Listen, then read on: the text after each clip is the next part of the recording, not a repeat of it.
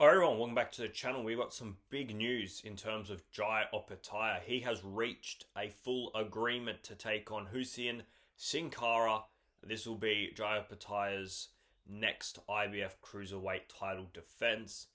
Look, for me, and I'm sure lots of you agree, this isn't the opponent that we want to see Jai Opetaia fight.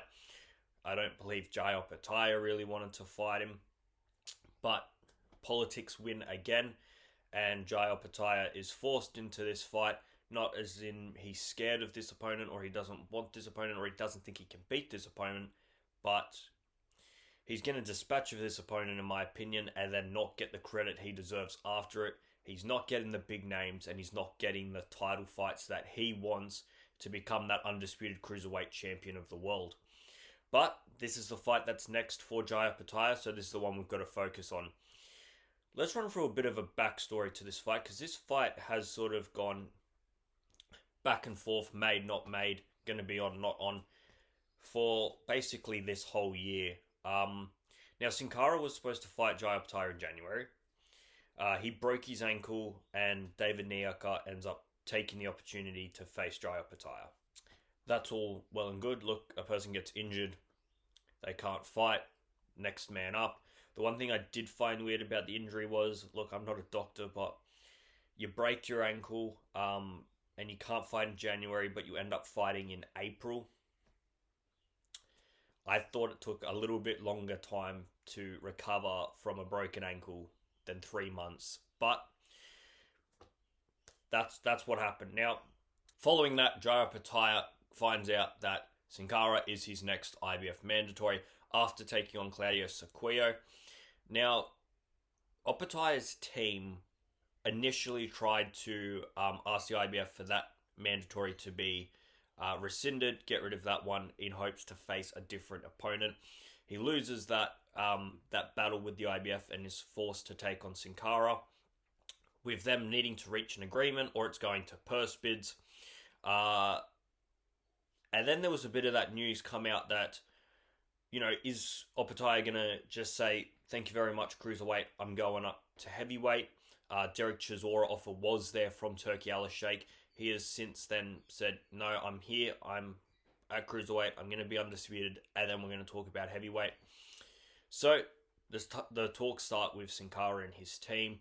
Mick Francis, Opetaia's manager and co-promoter, was hoping to hold the bout in Australia.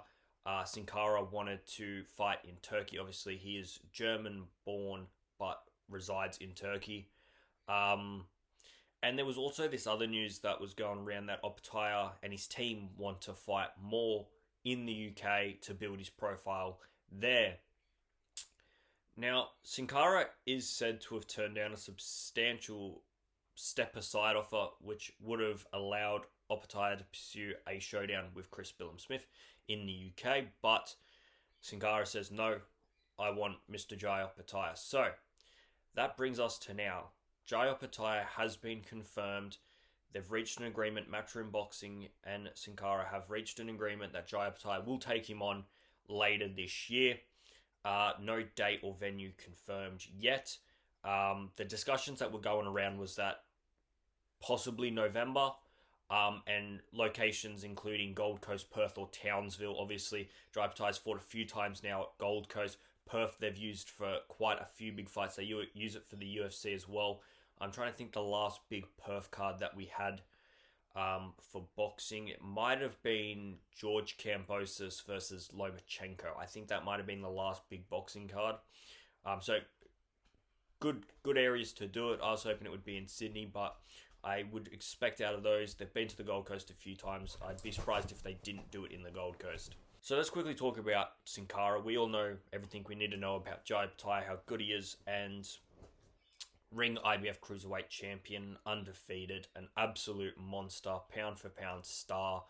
He's everything we want. Just the opponents aren't being brought to the forefront. We know he wants Badu Jack. We know he wants Zurdo Ramirez. They're not happening. I don't know when they're going to happen, but I think Jai Opetaia must have a good inkling that they're going to happen soon to want to stay in and around the Cruiserweight division. But Sin Cara, 40-year-old German-born but residing in Turkey, 23 wins, 19 knockouts, 0 losses, 6'3", so 1 inch taller than Jai Opetaia, and last fought in April of this year, winning by round 1 TKO. In terms of his style and everything else, look, I haven't looked at any video of this guy fighting. Don't know if there is any video of this guy fighting. Once this gets confirmed and we're going to be in the lead up and I'm doing my previews, I'll get to know and I'll let you all know everything you need to know about Sin Cara. But for now, this basically covers what the news is for today. So yeah, look, a bit disappointed that Jai Opetaia is not going to get the opponent that he wants right away. But I expect him from early looks to get through Sin Cara and bring on 2026 and hopefully some big fights for Mr. Jai Opetaia, one of my favourite fighters.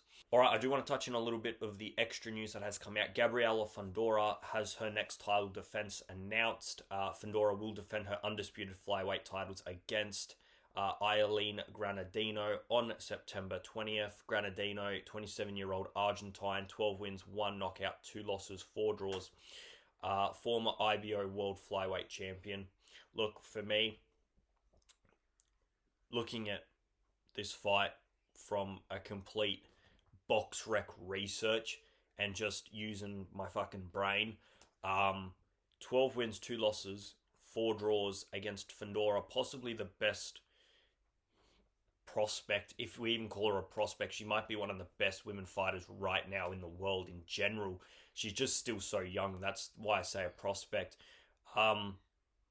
Look, 16-0, 8 knockouts. She's a machine. And the one thing that I did want to look at was that height, because we know Fundora, that towering woman, 5'9", and Granadino 5'2". I mean, I can see how this fight's going to go well and truly before we're anywhere near stepping in the ring. Although I say that it's only about 3 weeks away, the 20th of September.